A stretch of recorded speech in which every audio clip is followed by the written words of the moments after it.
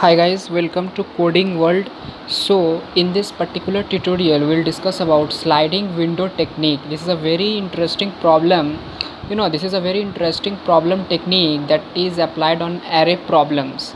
See, what I'm trying to say is we are given an array and we have to find out some operations we have to perform. Yeah, basically some queries will be given and we have to solve that particular queries by giving proper output. Okay, see what I'm trying to say.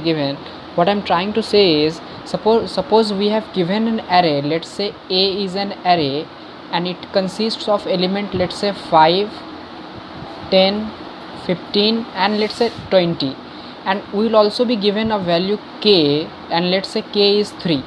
So we have to find the maximum sum of k consecutive elements in the given array A.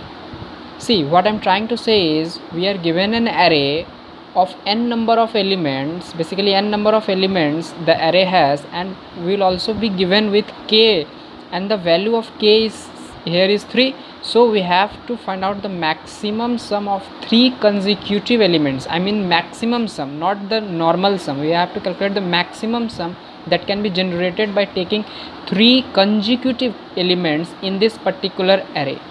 Okay, so let's dry run this. So here let's say I have started with index 0, so I will constitute 3 consecutive elements till 15, and I will calculate the maximum sum. So what is the sum of this 3 that is 5, 10 and 15, that is 15, 15 and then 30, so it is 30. Now basically you can say this is acting like a window, so hence this name is given as sliding window. Basically I will make a window of size 3 and then slide the window. Okay, I'll slide that window and I'll try to find out what is the maximum sum that can be generated by sliding that window. Okay, let's dry run for other input also. So now I'll slide my window from here to here, and this will be slided at here. Now 10 and 15, that is 25, and 25 plus 20, that is 45. So when I have slided my window and I have reached at the last element of this array, then I will stop my window and I can see that yeah, it is 45, which is the largest sum. So I will return this, the sum of these 3 consecutive elements. Okay, so the sum is 45. Now I have to return this 45. Okay, so I have written a complete function in, basically you can say in C++ language. I have written this code. SWT means sliding window technique. It is taking an argument, basically 3 arguments. It will take n and also a k, and I have written that k is 3. So what I'm trying to say is, in this particular function will be given 3 argument, basically 3 parameters as an argument, that is the array and the number of elements and k value, that is k is 3.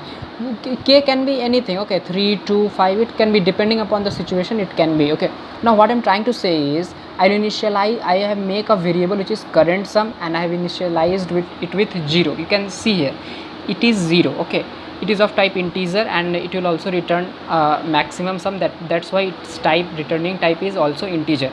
Now you can clearly say I have started with I have constructed the first window starting with the 0th index, and I will go till that particular window size, that is 3.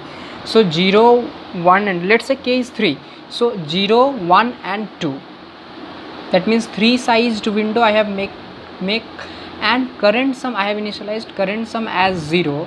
So what I am trying to say in this loop is current sum is 0, and when I will start traversing from 0th index, I will add it to my current sum, so that I can get the sum of this current window, that is this.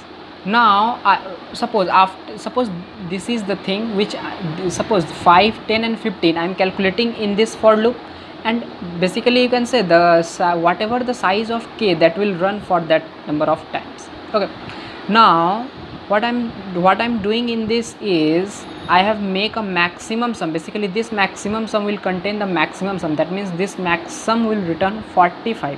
How? Initially what I have done, whatever I have calculated as current sum, I will initialize to it max sum, and then I will traverse from k, basically I have to calculate for k and its previous element. Okay, suppose k is 3, that means 0, 1 and 2. So now k is pointing here and k minus 1 is pointing here, and that means at 1th element. Okay, so what I have to do, I have to, when I'm constructing this window, then I have to definitely shift this window till at one index until last element.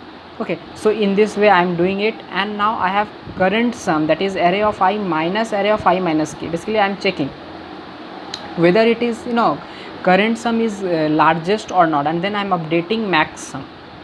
Okay, first I have calculated the current sum, and then I will initialize with max sum, and then I am updating max sum. Okay, and then after that I will return. So definitely we can say the time complexity is big O of n, which is very efficient solution.